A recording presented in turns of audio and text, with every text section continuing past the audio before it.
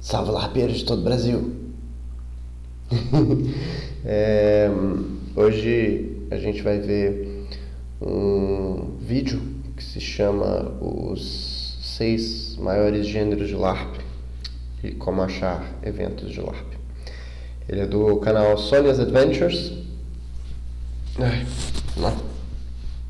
É do canal Sonya's Adventures e ela vai falar sobre as temáticas, né, de jogo que existem e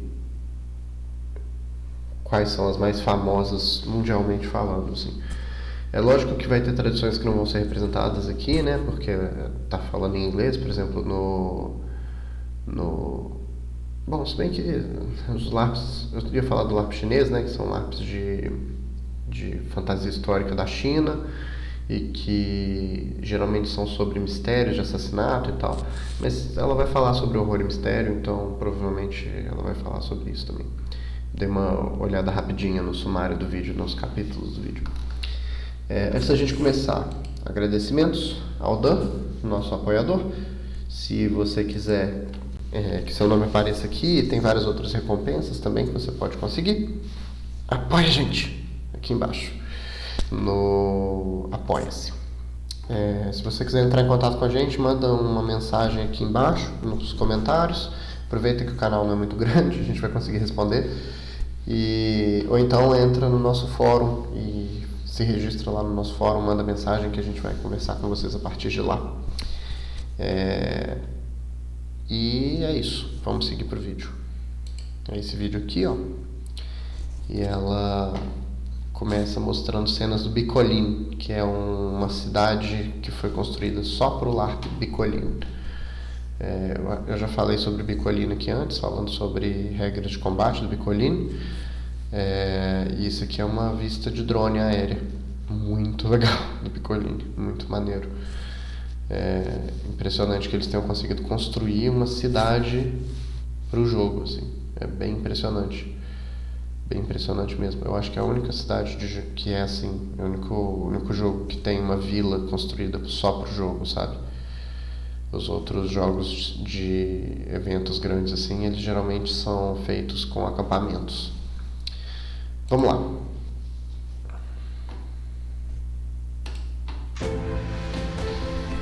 Live action roleplay. It's a badass hobby of thousands of people all over the world. And if you want to start with LARP too, your first step is to choose a setting that interests you. So today I will tell you everything you need to know about the 6 biggest LARP genres right after our little fancy intro.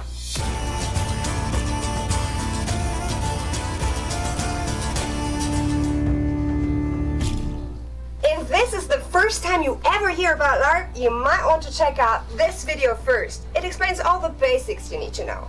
But even if you have LARP before, you have most likely not seen all the exciting possibilities yet. Because just like with books or with movies, there are so many different genres in LARP, it will blow your mind. In this video, I tried to put them into the most important categories that I personally know of.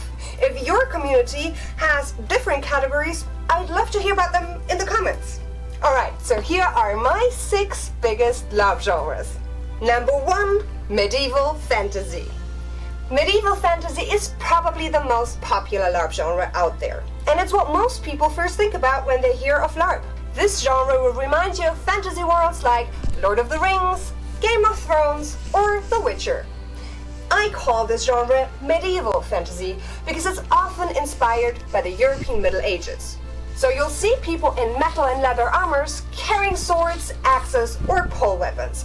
And just like back in the day, there will be fireplaces instead. Peraí. A qualidade do vídeo está muito baixa de novo. Que insistência do YouTube, né? Instead of electricity and human messengers instead of mobile phones. There's usually no use of modern technology in the game. And of course, there's also the element of fantasy. So at these LARP events, you might see orcs, elves, dwarves, and all kinds. Essa coisa da tecnologia, a gente até tentou colocar a tecnologia contemporânea nos nossos jogos aqui, particularmente no posto avançado Eres. E a gente ainda não conseguiu que a tecnologia não interrompa o fluxo do jogo, sabe?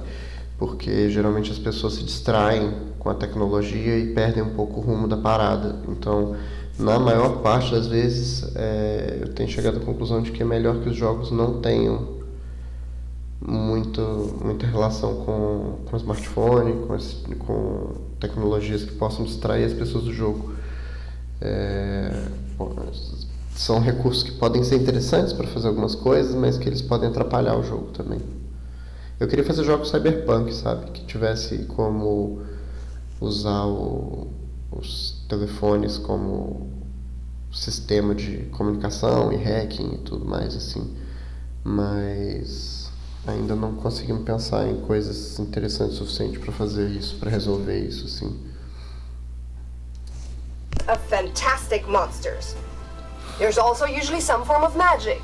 Depending on the rules, your Larp character could use magic to heal, to fight, or in rituals. And your opponents can use magic as well. This is what it can look like if you get hit by a powerful spell of an NPC at a German Larp event. There are high fantasy Larps and low fantasy Larps, depending on the amount of, well, fantasy elements. Larps are held all over the world and range from just a handful of players somewhere in the woods to a couple of thousand attendees. Yeah. To give you a little overview, here are the 3 biggest medieval fantasy Larps in the world. And on place number 3 with around 4,000 players is Picoline in Canada. It has the most beautiful campground I have ever seen. More than 200 houses are built right into the Canadian woods. Picoline runs for an entire week and ticket costs on average around €200. The second biggest medieval fantasy Larp is Drachenfest in Germany. At Drachenfest, you are part of one of the... O Drachenfest foi o primeiro Larp eles chamam de Larp de festival, né? Que foi o primeiro Larp de festival que eu conheci. Depois eu conheci o Conquest, depois o Picoline e recentemente agora o Empire, que eu tô meio fissurado no Empire. Tem um design muito interessante. Eu queria trazer coisas do Empire, mas eles não têm vídeos do Empire. Eles só têm podcasts onde os jogadores falam sobre o jogo. Esses podcasts podem ter 2 horas, então como que eu faço uma reação de 2 horas, né? A própria reação vai sair com umas 4 horas de gravação, o computador vai crashar, enfim. These huge camps who all compete against each other. Around 5,000 players go to the event every year to roleplay, solve quests, and fight huge battles. There are a lot of international players from many different countries, so you will feel right at home. Tickets to the 5-day event cost around €170 on average. And the biggest medieval fantasy Larp in the world is quanto? €70. Ingresso para o evento de 5 dias, €170. Nossa, é muita grana. Pra gente é muita grana, né? Pra eles é um valor ok, assim, mas pra gente é muita grana mesmo. On average. And the biggest medieval fantasy Larp in the world is Conquest of Judea in Germany. Every year in August, almost 10,000 Larpers meet close to Hanover in the north of Germany. Eu lembro quando falavam que o Drachenfest tinha 3.000 pessoas, o Conquest 5.000 e tal. Parece que os jogos estão crescendo muito. Não sabia dessa medida do Conquest de 10.000 pessoas. É gente pra desgrama. I have been going to Conquest of Judea for 13 years now, and it's still one of my favorite Larps ever. It's just incredible to fight against the world's biggest NPC army. It's also a great place for intense roleplay and some of the best in-game parties I've ever been to. Tickets for Conquest of Judea cost around €200 for the entire 5-day event. I have made detailed videos about all 3 of these events, and you can find them on my YouTube channel, Sunny's Adventures. It would mean the world to me if you hit the subscribe button and support our work. Okay, now let's change outfits, okay? The second Larp genre is post-apocalyptic Larp. Can you imagine what this setting is all about? Post-apocalypse? Yes, it's literally the world after an apocalypse. In these settings, the world as we know it has ended because of some form of catastrophe, like an invasion of zombies, or nuclear fallout, or an alien attack, or the outbreak of a virus that leads to a global pandemic.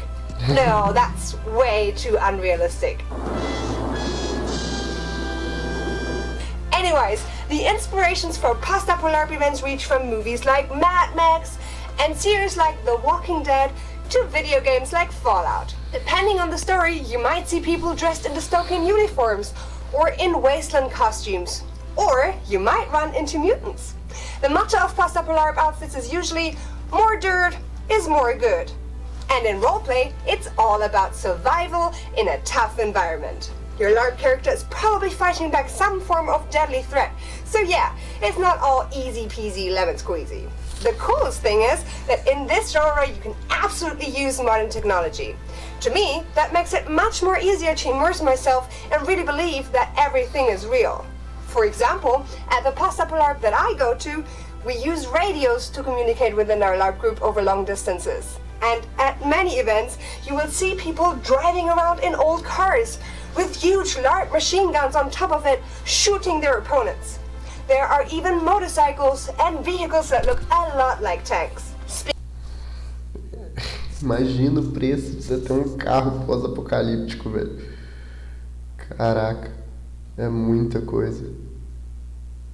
Enfim, eu fico nessa pira porque são coisas que eu gostaria de jogar e de ver e tal. E que são bem inviáveis pra gente aqui, pelo menos até então, né? Ai. Mas a gente tem nossas próprias qualidades também no nosso LARP. A gente tem o nosso próprio jeito de fazer as coisas que atravessa a necessidade também dessa ilusão de 360 graus, né? Que é como chama esse tipo de imersão, né? Em que você tem tudo dentro do jogo parecendo com algo que parece com o que está no jogo.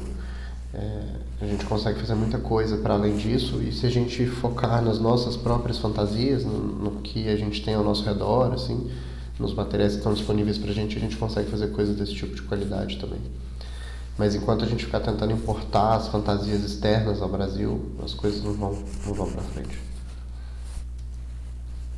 Speaking of battle, in post-apo LARP, so-called Nerf blasters are pretty common as weapons.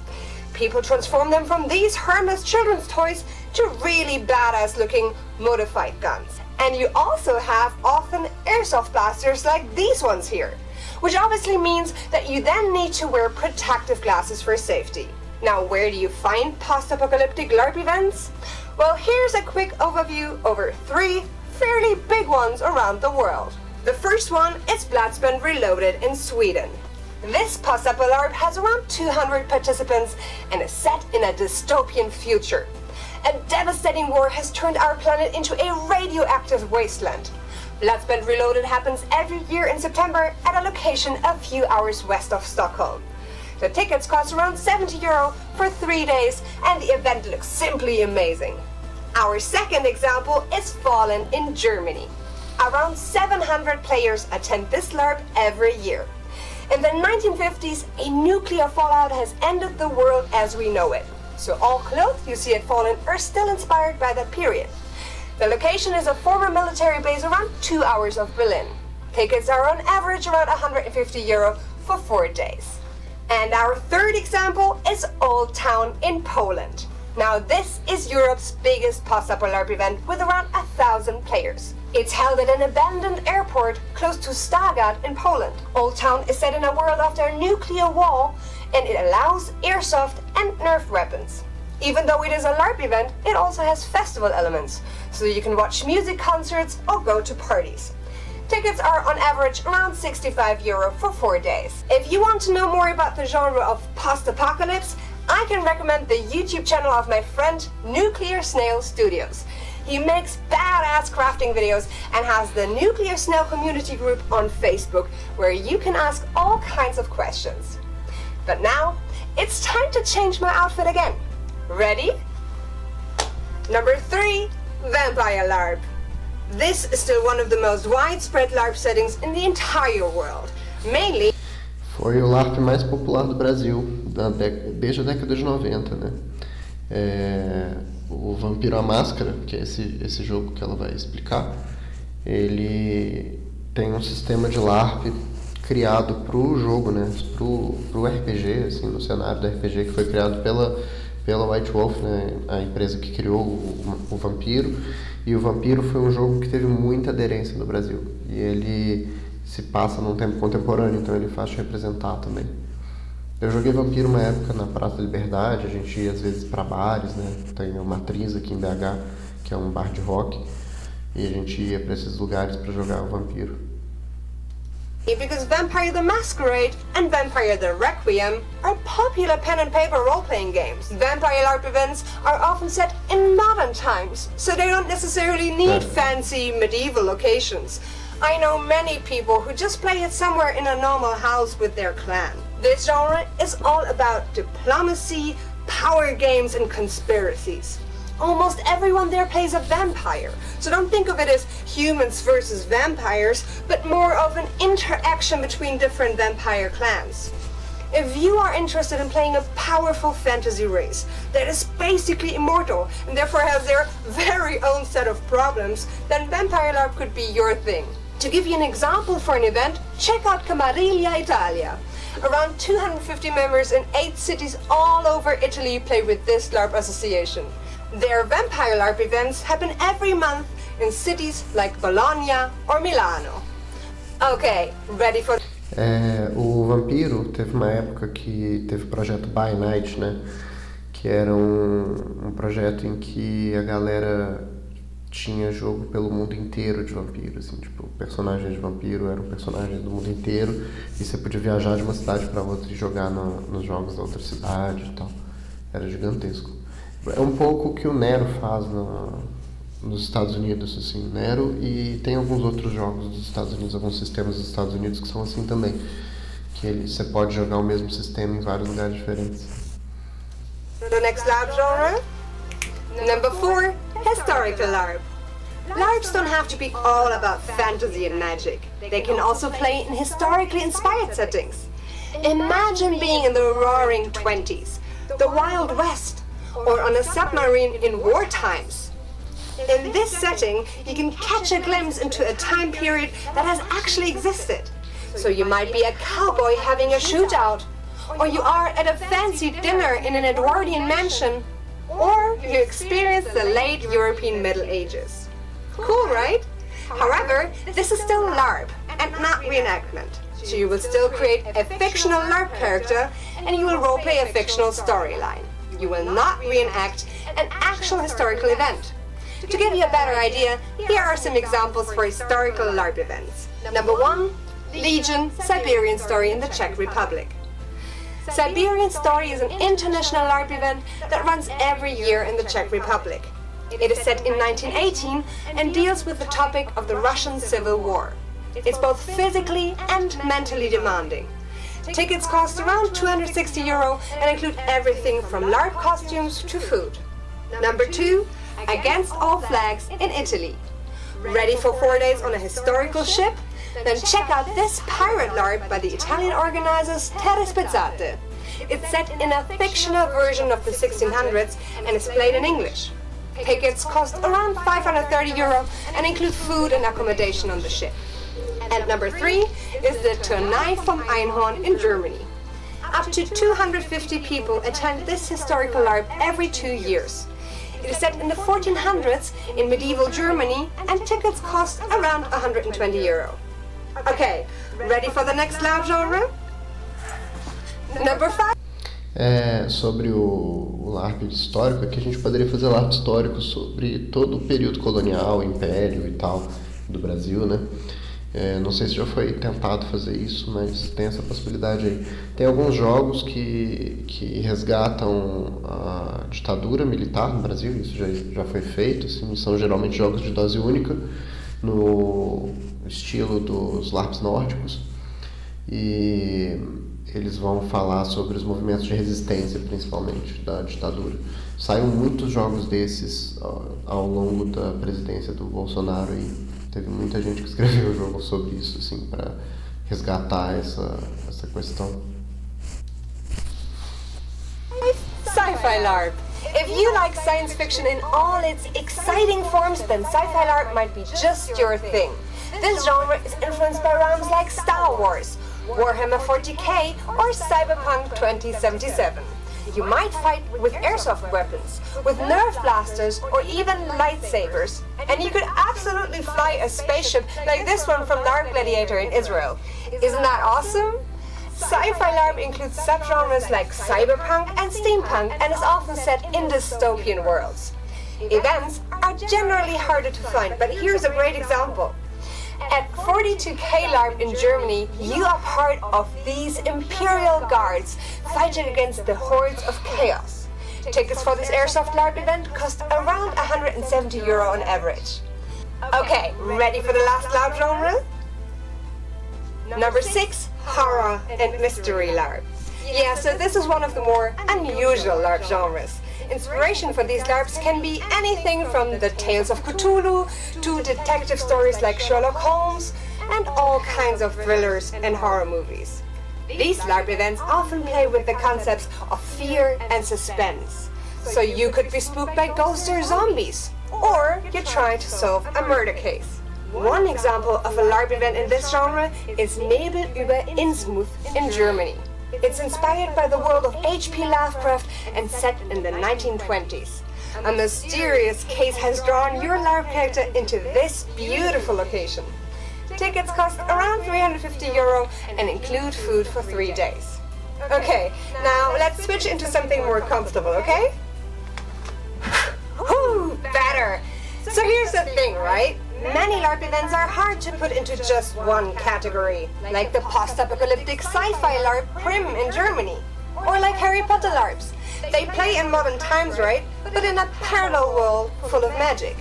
An example for these events would be College of Wizardry in Poland. It plays in an incredible castle and is the largest immersive magic school in the world. Tickets for the 4-day events cost around €700 and include all meals, accommodation in the castle, and a robe.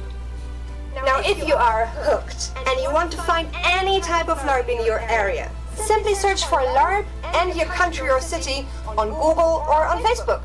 Oh, and if you are already a Larper, please comment below and tell people about your local Larp events or your Larp group. It will help so many people. Jogos de fantasia contemporânea, no Brasil a gente poderia falar sobre jogos que se passam no Brasil mesmo, né? E em que as criaturas do folclore brasileiro existem, né? A gente já teve algumas ideias nesse sentido. São jogos que podem ser bem legais de ser jogados também. E que exploram o que a gente tem acesso aqui, né? Nossa própria cultura, né?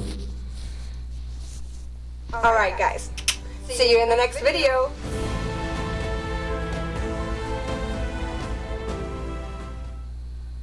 Enfim, beleza.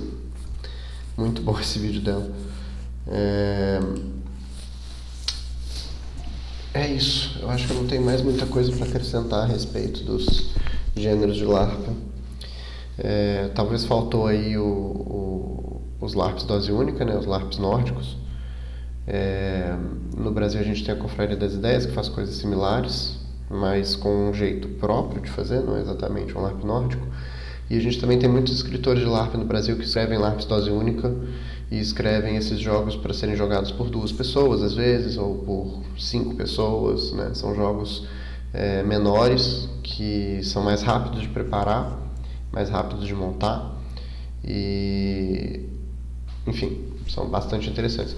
Os jogos aqui vão costumar ter na faixa de 30 pessoas aqui no Brasil. Os jogos instituídos vão ter na faixa de entre 15 e 30 pessoas. Quem sabe um dia a gente não consegue fazer um jogo de 1000 pessoas. Vamos ver, né? Vai que... Só que o Brasil é muito grande e viajar é difícil, né? Se a gente tivesse mais liberdade de trânsito, seria mais fácil. Mais uma vez, agradecimentos ao Dan, nosso apoiador do Apoie-se. Se você quiser que seu nome apareça ali, apoie a gente no Apoie-se. E conversa com a gente no fórum, conversa com a gente aqui nos comentários. Fala pra gente o que você achou. Tem alguma coisa que vocês pensaram a respeito desses vídeos, desse vídeo específico, né? Dos 6 maiores gêneros de Larp. Teve alguma coisa que interessou vocês e tal, alguma coisa que vocês gostariam de explorar? Me conta aí, me conta aqui nos comentários. E é isso. Acho que esse é o vídeo. Beijo, até o próximo vídeo.